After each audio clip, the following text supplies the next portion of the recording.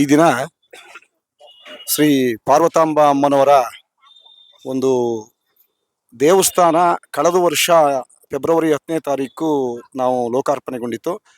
ಈ ವರ್ಷಕ್ಕೆ ಪ್ರಥಮ ವರ್ಷದ ಒಂದು ಆರಾಧನೆ ಪ್ರಯುಕ್ತ ನಮ್ಮ ಗ್ರಾಮದ ಶ್ರೀ ಪಾರ್ವತಾಂಬ ಜಾತ್ರಾ ಸಮಿತಿ ಮತ್ತು ಗ್ರಾಮಸ್ಥರು ಸೇರಿ ಈಗ ನಮಗೆ ರಥಗಳ ಮನೆ ಬೇಕಾಗಿತ್ತು. ರಥದ ಮನೆನ ಇವತ್ತು ಉದ್ಘಾಟನೆಗೊಳಿಸಿದ್ದೀವಿ. ಮತ್ತೆ ಅದ್ರ ಜೊತೆಗೆ ಒಂದು ಹೊಸ ರಥವನ್ನ ನಾವು ಮಾಡಿಸಿದ್ದೀವಿ. ಅದು ಇನ್ನೊಂದು ರಾಮೇಶ್ವರ ಗ್ರಾಮ ದೇವತೆ, ಅದನ್ನು ಸಹ ರಾಮಲಿಂಗೇಶ್ವರ ಅಂತ ಹೇಳಿ ಅದನ್ನು ಸಹ ನಾವು ಇವತ್ತು ಇವಾಗ ರಥೋತ್ಸವ ಇದೆ. ಬೆಳಿಗ್ಗೆ ಹೋಮ ಹವನಗಳಾದನ್ನೆಲ್ಲ ಮುಗಿಸ್ಕೊಂಡು ಈಗ ಬೆಳಿಗ್ಗೆ ಪಾರ್ವತಾಂಬ ಅಮ್ಮನವರಿಗೆ ಅಭಿಷೇಕ ಮತ್ತು ಮಂಗಳಾರತಿ ಎಲ್ಲ ಆದ್ಮೇಲೆ ಈಗ ರಥೋತ್ಸವ ಅದಿದೆ. ಮತ್ತೆ ಈ ಪಾರ್ವತಾಂಬ ಅಮ್ಮನವರು ಇದೇ ಗ್ರಾಮದ ಮಲೆಯಪ್ಪ ಎಂಬುವರ ಮನೆಯಲ್ಲಿ ಜನನವಾಗಿದ್ದಾರೆ. ಈಗ ಅವ್ರ ಕುಟುಂಬ ಇಲ್ಲಿವರೆಗೂ ಇದೆ. ಅದು ಶಾಸನ ಸಂಖ್ಯೆ 28ರಲ್ಲಿ ಉಲ್ಲೇಖ ಆಗಿರ್ತಕ್ಕಂಥ ಪ್ರಕಾರ 1828ನೇ ಇಸ್ವಿನಲ್ಲಿ ಶ್ರೀ ಪಾರ್ವತಾಂಬನವರು ಜನನ ಆಗಿದೆ ಅಂತ ಬರ್ತದೆ ವಂಶವೃಕ್ಷದ ಆಧಾರದ ಮೇಲೆ. ಹಾಗಾಗಿ ನಾವು ಇದು ಹೇಗೆ ಅಳತೆ ಮಾಡಿದ್ವಿ, 1828 ಏನು ಈಗ ನಿಗದಿ ಅಂತ ಹೇಳೋದಕ್ಕೆ ಅದಕ್ಕೊಂದು ಅರ್ಥ ಇದೆ. ಇಲ್ಲಿ ಶಾಸನ ಕಲ್ಲುಗಳಿದೆ. ಆ ಕಲ್ಲು ಆಧಾರದ ಮೇಲೆ ಇಲ್ಲಿ ಶಾಸನ ಸಂಖ್ಯೆ ತಾಲೂಕಿನ ಶಾಸನ ಸಂಖ್ಯೆ 28ರಲ್ಲಿ ನಮ್ಮ ಗ್ರಾಮ ದೇವತೆ ಆಗಿರ್ತಕ್ಕಂಥ ಪಾರ್ವತಾಂಬ ಅಮ್ಮನವರ ವಿಚಾರ ಉಲ್ಲೇಖ ಆಗಿರ್ತಕ್ಕಂಥದ್ದು. ಆ ಉಲ್ಲೇಖದ ಪ್ರಕಾರ ಇಲ್ಲಿಗೆ ಹೆಚ್ಚು ಕಡಿಮೆ 300 ವರ್ಷಗಳ ಒಂದು ಇತಿಹಾಸ ಅಮ್ಮನಲ್ಲಿ ಇತ್ತು. 300 ವರ್ಷದಿಂದ ಸಾಮಾನ್ಯವಾಗಿ ಸಣ್ಣದಾಗಿ ಹಬ್ಬವನ್ನ ಆಚರಿಸ್ಕೊಂಡು ಬರ್ತಾ ಇದ್ರು. ಈಗ ದೊಡ್ಡದಾಗಿ ಅದು ಬೆಳಕೊಂಡು ಹೋಗಿದೆ. ಈ ಒಂದು ಹಂತದಲ್ಲಿ ಅದೇನಾಗಿದೆ, ಈಗ ಇತ್ತೀಚೆಗೆ ನಾವು ಕಂಡಾಗೆ 1960ನೇ ಇಸ್ವಿನಲ್ಲಿ ಒಂದು ಟ್ರಸ್ಟ್ ಮಾಡಿದ್ರು ಇದಕ್ಕೋಸ್ಕರ. ಜಾತ್ರೆ ಇವಳು ಶಕ್ತಿ, ಇವಳು ಪ್ರಭಾವ, ಅಮ್ಮನವ್ರ ಪ್ರಭಾವ ಮಾಡಿದ್ರು. ಅದಾದ ನಂತರ ಒಂದು ಟ್ರಸ್ಟ್ ಆಗಿ 2 ಟ್ರಸ್ಟ್ ಆಗಿ 3ನೇ ಟ್ರಸ್ಟ್ ಅಲ್ಲಿ ಈಗ ನಿರ್ವಹಣೆ ಮಾಡ್ಕೊಂಡು ಹೋಗ್ತಾ ಇದ್ದಾರೆ. ಈ ಒಂದು ಹಂತದಲ್ಲಿ ಏನಾಗಿದೆ ಅಂತಂದ್ರೆ ಇಲ್ಲಿಗೆ ದೇವಾಲಯ ಇದು ಈ ಅಮ್ಮ ಇಲ್ಲಿಂದ 21 ಕಿಲೋಮೀಟರ್ ದೂರದಲ್ಲಿ ಐಕ್ಯಗೊಂಡಿದ್ದಾರೆ. ಅಲ್ಲಿ ನಾವು ಪೂಜೆ ಮಾಡಿ ಬರ್ತಿದ್ದು. ಆ ಅಮ್ಮನವರ ವಿಧಾನದ ಪ್ರಕಾರ ಅಮ್ಮನವರು ಅಲ್ಲಿಂದ ತಂದು ಇಲ್ಲಿಗೆ ನಾವು ಒಂದು ದೇವಸ್ಥಾನನ ನಿರ್ಮಾಣ ಮಾಡಿದ್ದೀವಿ. ಆ ದೇವಸ್ಥಾನದ ಒಂದು ಖರ್ಚು ಅದು ಒಂದು 4 ಕೋಟಿ ಹಂತದಲ್ಲಿ ನಾವು ಮಾಡಿದ್ವಿ. ಆ 4 ಕೋಟಿ ಅಂದರೆ ನಮ್ಮ ಹತ್ರ 1,10,00,000 ಇತ್ತು ಅಷ್ಟೇ.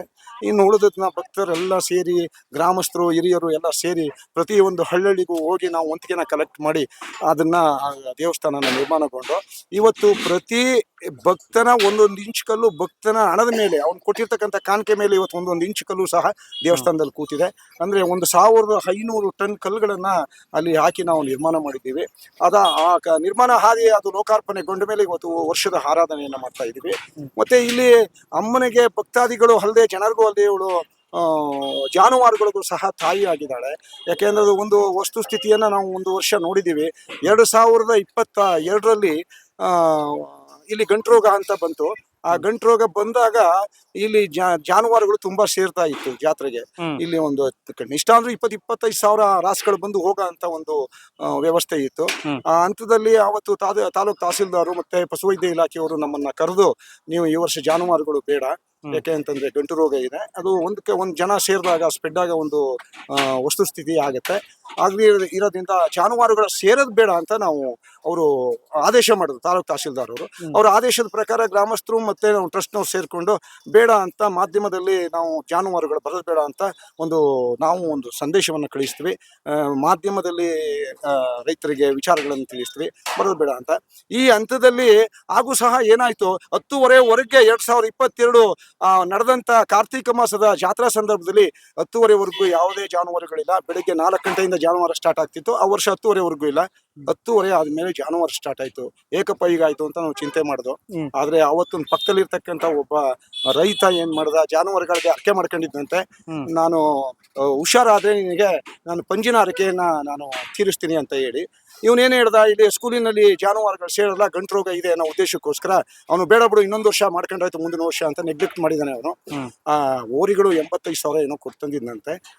ರಾಸುಗಳು ಏನ್ ಮಾಡೋದು, ರಾತ್ರಿ ಕಾಲ್ಕೆರೆ ಕೊಟ್ಟಿಗೆನಲ್ಲಿ ಸ್ಟಾರ್ಟ್ ಮಾಡೋದಂತೆ. ಸ್ಟಾರ್ಟ್ ಆಗಿ ಅದು ಬೆಳಗು ಅವ್ನು ನಿದ್ದೆ ಮಾಡ್ಬಿಟ್ಟಿಲ್ಲ. ಅವನು ಬೇಡ ಅಂತಂದಲ್ಲ, ನಾಳೆ ಕೊಡ್ತೀನಿ ಇನ್ನು ಮುಂದಿನ ವರ್ಷಕ್ಕೆ ಅಂತ ಹೇಳಿದ್ನಲ್ಲ.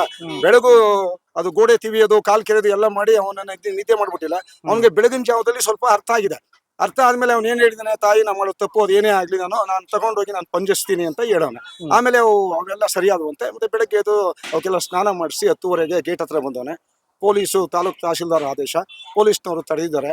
ಅವ್ನು ಹೇಳಿದ್ನಂತೆ ಪೊಲೀಸ್ನವ್ರಿಗೆ, ಸರ್ 85,000 ಕೊಡ್ತಂದಿದ್ದೀನಿ, ನನಗೆ ಎತ್ತುಗಳು ಬೇಡ, ರಾತ್ರಿಯಿಂದ ನನ್ನ ಕಾಟ ತಡೆದು ಸಾಕಾಗಿದೆ. ಹಾಗೆ ಆಗಿರೋದ್ರಿಂದ ನೀವು ಬಿಟ್ಬಿಡ್ತೀನಿ ಯಾಕೆ ನಾನು ಬಿಟ್ಬಿಟ್ಟ. ಅವು ಈಚೆಗೆ ಬಂದ್ಬಿಟ್ಟವೆ, ಅವು ಪೊಲೀಸ್ನವ್ರು ದಾಟಿ ಇವನು ಆಚೆ ಹುಡ್ಕೊಂಡ ಪುನಃ ಬಂದು ಇವನು ಎತ್ತಿಡ್ಕೊಂಡು ಪಂಜಸ್ಬಿಟ್ಟು ಹೋದ. ಕಂಟಿನ್ಯೂ ಆಗೋಯ್ತು. ನಮ್ಮ ಭಯ ಏನಾಯ್ತು, ರಾಸ್ಗಳು ಜಾಸ್ತಿ ಆಯ್ತು, ಗಂಟು ರೋಗ ಸ್ಪ್ರೆಡ್ ಆಯ್ತು ಅಂತ ನಮಗ್ ಭಯ ಆಯ್ತು. ತಹಸೀಲ್ದಾರ್ ಏನಂತಾರ, ಯಾಕೆ ಹಿಂಗ್ ಮಾಡಿದ್ರಿ ಅಂತಾರೆ, ಬಂದೋಬಸ್ತ್ ಕೊಟ್ಟಿರ್ಲಿಲ್ವಾ ನೀವು ಅಂತಾರೆ, ನಮ್ಗೆ ಪ್ರಶ್ನೆ ಆಯ್ತು ಅಂದ್ರೆ. ಆದ್ರೆ ಗಂಟು ರೋಗ ಪಶು ವೈದ್ಯ ಇಲಾಖೆಯವರು ಮಾಡದೇ ಇದ್ದಂತ ಔಷಧಿ ಕೊಡದೇ ಇದ್ದಂತ ಒಂದು ಇದನ್ನ ಇವಳು ಮಹಾಶಕ್ತಿ ದೇವತೆ ಆವತ್ತಿಂದ ಗಂಟು ರೋಗನೇ ಇಲ್ದಾಗ ಆಗೋಯ್ತು. ಇವತ್ತು ಗಂಟು ರೋಗ ಅನ್ನೋದಿಲ್ಲ. ಆದ್ರಿಂದ ಈ ದೇವತೆ ಜಾನುವಾರುಗಳಿಗೂ ಸಹ ತಾಯಿ ಆಗಿದ್ದಾಳೆ, ಭಕ್ತರುಗಳಿಗೂ ತಾಯಿ ಆಗಿದ್ದಾಳೆ. ಜಾನುವಾರುಗಳ ತಾಯಿ ಅಂತ ಅನ್ಬೋದು. ಜಾನುವಾರುಗಳಿಗೆ ತಾಯಿ, ಅದಕ್ಕೋಸ್ಕರ ಜಾನುವಾರುಗಳು ಇಷ್ಟೊಂದು ವಿಶೇಷವಾಗಿ ಬರ್ತವೆ. ಆ ಹಂತದಲ್ಲಿ ಇವತ್ತು ಈ ಗ್ರಾಮದಲ್ಲಿ ಆ ಗ್ರಾಮ ದೇವತೆ ಆಗಿರ್ತಕ್ಕಂಥ ಪಾರ್ವತಾಂಬ ಅಂದವರು ಇವತ್ತು ಜಾತ್ರೆಯನ್ನ ಎಲ್ಲಾ ಸೇರಿ ಸೌಹಾರ್ದತೆಯಿಂದ 11 ಜಾತಿಗಳು ನಾವು ಸೇರ್ಕೊಂಡು ಸೌಹಾರ್ದತೆಯಿಂದ ಶಾಂತಿಯುತವಾಗಿ ಪ್ರತಿ ವರ್ಷನೂ ಆಚರಣೆ ಮಾಡ್ಕೊಂಡು ಹೋಗ್ತಾ ಇದೀವಿ.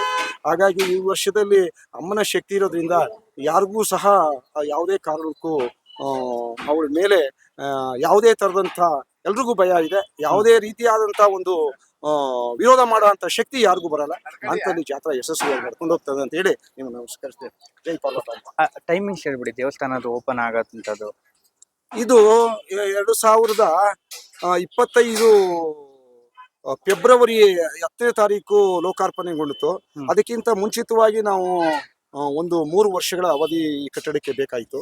3 ವರ್ಷಗಳ ಕಾಲ ಇದನ್ನ ಕಟ್ಟಿದ ನಂತರ ಆಮೇಲೆ ಅದನ್ನ ನಾವು ಲೋಕಾರ್ಪಣೆಗೊಳಿಸ್ತೀವಿ. ಅಂದ್ರೆ 22 ಅಂತಂದ್ರೆ 2018ಕ್ಕೆ ಪ್ಲಾನ್ ಇತ್ತು ನಮ್ಗೆ.